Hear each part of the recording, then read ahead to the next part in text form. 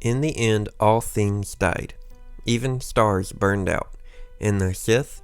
Even the Sith were consumed, evaporated into the barren nothingness of the void, where a generous and patient darkness completed the inevitable. A relentless, gradual claim over everything and everyone. That darkness always won, and yet a closer look into that void revealed its one weakness. Somewhere across the stars, amid the collapsing debris of a planet-destroying battle station, the mutilated, half-machine body of Darth Vader fought for one, possibly two more final breaths. Vader's fiery rage and consuming fear subsided, a gradual withering until the most unexpected thing appeared. A spark, a single flame, and from the flame, words. They struggled to form, dying organs failing as much as cybernetic implants. But the words found life, one last push to express the most important things Anakin Skywalker had ever said in his life. "Tell your sister," he said as he gazed upon the soft, compassionate eyes of the man who saved him, his son. "You were right." With that, Anakin sank into the void of the Force, guided by only that single flame. But in the middle of this nothingness, the unexpected occurred. Anakin felt the flame within him, a growing intensity and radiance strong enough to break the darkness. Even as organs stopped and mechanisms fell silent within the Force, he burned like an old Tatooine bedtime myth. The Sun Dragon, a creature that could withstand anything, even dwelling within the smoldering core of a star. Over and over, Anakin's mother told him this story. The tale of the beast with the furnace heart more powerful enough to protect anything and everyone it loved. "You are the Sun Dragon," she had told him. "You have the strongest heart. Always believe in it." Years of living half dead under layers of bulky armor and breathing machines made him forget. Buried, ignored, that memory was as good as destroyed. Yet, that was the thing about the Sun Dragon. It could not be snuffed out. Not in the stories of myth, not in the Force, not even within himself. His mother was right all along, and where he was now, this was more than an endless landscape of nothing.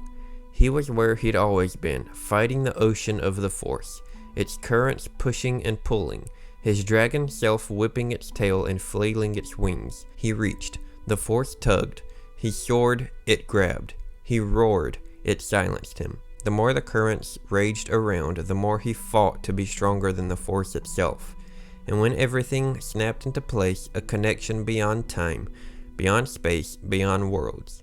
He didn't just see, he heard, he felt. "I know there's good in him." His wife. "He is the chosen one. Train him." His first master. "I know Anakin. Your vision is flawed." His Padawan. Words and images wove around and through him, making him the center of its own orbit. His own gravity strong enough to tilt the very axis of the galaxy. Shmi, Padme, Qui-Gon, Ahsoka, Obi-Wan. He was the best star pilot in the galaxy, and a cunning warrior. Anakin took in the voice, an aged gravel that felt like the Obi-Wan Kenobi he'd known for years, and yet also different. Older, weary, and somehow content, a stark contrast to the person who'd left him to burn on Mustafar, or the stoic wizard who'd confronted him on the Death Star. The voice carried an unexpected steadiness beneath the pain, and he was a good friend. A friend. When was the last time Anakin had heard anyone call him that? In the Force, the thought brought calm, flames from his furnace heart collapsing into a steady rhythm, and in response, the strangest thing happened. Anakin had spent decades fighting to control the Force itself, an aggressive tension that often lashed back in struggle. Here, this single drop of calm offered something different, a surprising tranquility that allowed him to drift. In that space, the currents calmed and Anakin Skywalker simply existed, a gradual acceptance of so many surprising things. A warmth without temperature, an embrace without touch, a belonging despite isolation. A quiet that revealed. That quiet. How long had it been since Anakin found quiet? Even beyond the Force, mechanical thrums had surrounded him for years upon years, a droning repetition that often was his sole companion. And now, nothing. Anakin always wondered if peace might lie beyond the noise of Darth Vader. Yet this absence of sound created anything but that, instead leaving only his thoughts and one clear, harsh truth. So many terrible things had happened, and he was the cause. He had brought destruction to the galaxy. He had brought pain to his apprentice. He had brought betrayal to his brother. He had brought death to his wife. In this intangible space, the subtlest of shifts happened, a single intention to break the quiet and ripple outward into the Force. No, he would not stand for this. He would not accept that his story was over, that it ended on a single act of choosing light over dark, because he had so much left to undo. Anakin Skywalker refused, and he felt it, the fiery heart of the Sun Dragon that his mother told him could conquer anything if he just cared enough, the heart that would simply find a way. In the ether of the Force, the furnace roared with flames, and nothing, not even the Force, could smother it. Because Anakin refused to accept that things should conclude this history of destruction, this life of pain. A determination grew, an intensity ready to overcome whatever stood in his way. Anakin would not die. He couldn't. A galaxy of wrongs had been committed by him, and it was up to him, the chosen one, the hero with no fear, the boy with a sun dragon heart. He would make amends and bring justice to the pain he'd unleashed. Anakin. A voice, yet this was different, clearly not a specter of the past. This didn't come with any memories or visions of things gone by.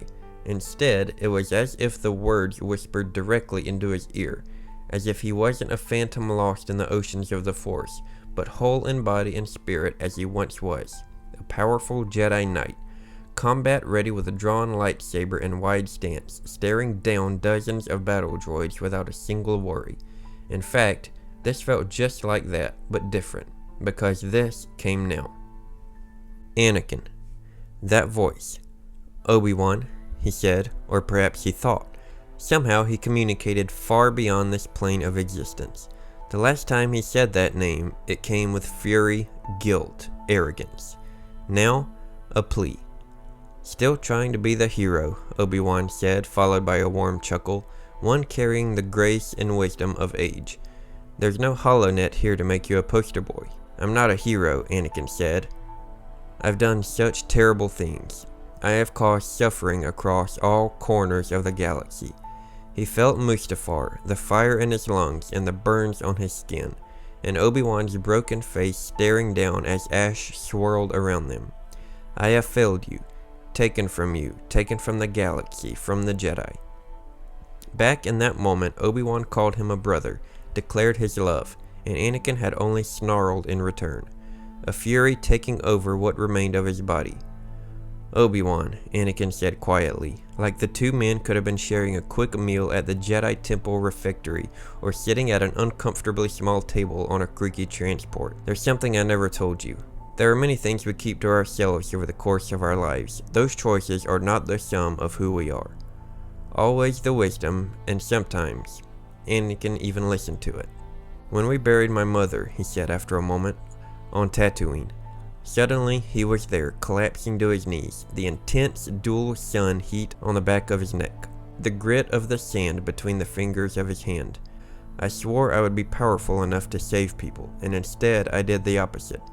I spread fire and pain to anyone in my path. Anakin, one person alone cannot burn down a galaxy, or a republic. They existed, and yet they did not, formless and separate, and still one with the Force. Somehow he felt Obi-Wan's hand on his shoulder, as real as it had been many times when Anakin was a lonely boy, when he was a brazen Padawan, when they stood as equals. One person may pull a string, one person may light a spark. However, all the pieces don't move into place by themselves. Years upon years compound, one bad choice followed by a good choice, followed by a well-intentioned mistake. The will of the galaxy, of people, is different from the will of the Force. Their intentions, their actions, and those that preyed on them. It is a collective, not preordained, and not the mark of an individual. You do not bear the guilt of the galaxy, only for your own choices. But I made those choices, to kneel to the dark side, to storm the temple, to fight you. You did. Those belong to you, Obi-Wan said, though his tone came with surprisingly little judgment despite the words. But so does something else, one moment that led to immense consequences. Obi-Wan, Anakin, I have asked you many times to be patient and listen. That laugh again, a sound so familiar and yet so different, a change that only wisdom and age could bring. I have one final challenge for you. Do you trust me? This was Obi-Wan Kenobi negotiating his way even through the strange, endless void of the Force. Of course he would do that, and of course Anakin would listen. In the end, that was who they were, who they always would be. Kenobi and Skywalker, Skywalker and Kenobi. Because even though Anakin rarely admitted it, Obi-Wan was often right. A sudden, single light broke through the nothingness, a long beam piercing the darkness, then another and another. So many that the veil of empty began to give way into something physical, something real. Except the transformation went further than the space around them. It reached into himself and brought him somewhere new. Trees, layers upon layers of trees. A dense forest where silhouettes blended into the dark of night. Above, the burning remnants of the Death Star still lingered, smoldering trails streaking downward. Another streak came, not the gradual descent of debris raining into the atmosphere, but a sudden blur whipping from side to side. X-Wing fighters. They didn't come shooting red-orange blasts or glowing proton torpedoes. Instead, brilliant colors burst forward, festive sparkles lighting the sky. And with that, a raucous cheer, voices of all kinds mixing into frenzied joy that transcended languages. Beneath the fireworks sat a landscape with so many flickers of light, the natural glow of flame. Around each, silhouettes moved in celebration, the galaxy's exhilaration captured in a single glance. One glow, though, stood larger than the others, not just in size but also in shape. While joy surrounded most of the fires, this particular one had a stoic, lone observer. Anakin recognized the helmet on the pyre. More important, Anakin recognized the man in front of it. This was not an exorcism, nor a purge. It did not mark the extermination of Darth Vader, Dark Lord of the Sith, a weapon of the Galactic Empire. No.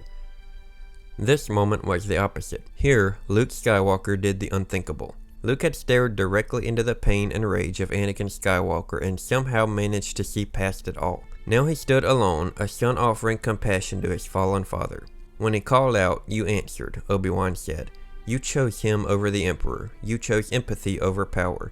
You chose a future for the galaxy, to break the rule of the Sith. You chose to bring balance. Anakin watched, the heat of the flames consuming the technology that had kept his broken body alive for so many years. Luke watched too, sharp creases on his face. What must he be thinking? Not just about the galaxy on the verge of change, but the legacy burning away in front of him. He is a leader, Obi-Wan said. He is both the present and the future. The statement came so definitively, precisely chosen words by someone who knew how to wield them as weapons. The future, with so many risks, both known and unknown, the types of risks that used to keep Anakin awake at night, his mind racing at ways to solve every problem. And the present, the one thing that Anakin always seemed to overlook in his worries. Do you see? Obi-Wan said, though the gravity of his words soon shifted into a more playful tone. It took a lifetime for you to arrive, from your days on Tatooine to your life at the temple, to everything beyond that. But now you are here. It is your final lesson. For so long, Anakin Skywalker had been the one who would simply find a way. Such a lofty goal, such a quaint idea. Anakin watched as Luke turned from the burning mound that held Darth Vader's armor, Anakin Skywalker's body. He moved with purpose, but this was not a walk of regret or mourning. Luke headed to the next step, to his friends. The handsome caped man dancing to the beats of Endor's native species. Captain Solo, the person Anakin had tortured and put into carbon freeze, shaking hands and hugging one compatriot after another. R2-D2, the droid that served both Padme and Anakin so loyally and now one of Luke's closest confidants. C-3PO, the very droid he'd built in a cold Tatooine hovel. And Leia, a brave, bold woman, her face a perfect mix of her parents, not just in structure, but also in the fierceness of her eyes and the wisdom in her smile. Anakin no longer needed to find a way, others already had, and they trusted in one another. a bond so clear that it made complete sense that they defeated the Emperor and his planet-destroying weapon. Not because they were a ragtag group of pilots, smugglers, and dreamers, but because they were this particular group. Anakin watched as Luke embraced his sister, and as he did, he understood the message that was stated so many times by so many people. Obi-Wan, Yoda, Ahsoka, his mother, Padme, they all urged him in their own ways. It was, in the end, the only thing that Anakin ever needed to do. "They are the best of both of you," Obi-Wan said. As if they stood side by side, Anakin instinctively turned to Obi-Wan, a motion that surprised him given that they existed only in the Force. What surprised him more, though, was what he saw in front of him. His friend, familiar wry grin beneath a beard, not quite a fully formed body, but a shimmering, transparent glow of the old man in Jedi robes struck down in the Death Star. Obi-Wan offered a smile, his eyebrow arched as he looked Anakin over. "That's new," he remarked. Anakin looked down, and the fact that he existed in the same shimmering glow as Obi-Wan didn't surprise him. He stood there, his body reformed, the weight of his feet on the solid ground of the sanctuary moon. But stranger still, and what must have caught Obi-Wan's eye, was what draped over his restored limbs. Like Obi-Wan, Anakin existed in the Force, wearing Jedi attire. Not the dark tunic that he wore as he fought Count Dooku or dashed stealthily into Padme's quarters, but lighter, traditional Jedi robes, the kind so many masters of the Jedi Order wore. Yoda, Mace Windu, Ki-Adi-Mundi, and of course Obi-Wan. "I'm as surprised as you are," Anakin said, looking down at them again. "I didn't choose these. I didn't choose any of this." Obi-Wan's head tilted, his hand coming up to stroke at his white beard. "Well then, old friend, perhaps those chose you." Both men looked up to see Luke Skywalker, his mouth curled up in a weighty smile like he could hear this conversation, a brotherly banter that Luke must have enjoyed with so many of his rebel comrades. Anakin locked eyes with his son, an acknowledgement that things were different now. Things were better, and things would get better. Anakin glanced down one more time, and where he looked ahead, he watched as she arrived. There was Leia Organa, putting her arms around her brother as bright cheeks framed a wide smile, yet with a familiar glint in her eyes. Anakin recognized it right away. Leia, like her mother, was already planning for hard work ahead. "Theirs will be a long journey," Obi-Wan said. "Bold their future is," a new voice came, one that Anakin hadn't heard in nearly 2 decades, but uncertain. "Master Yoda."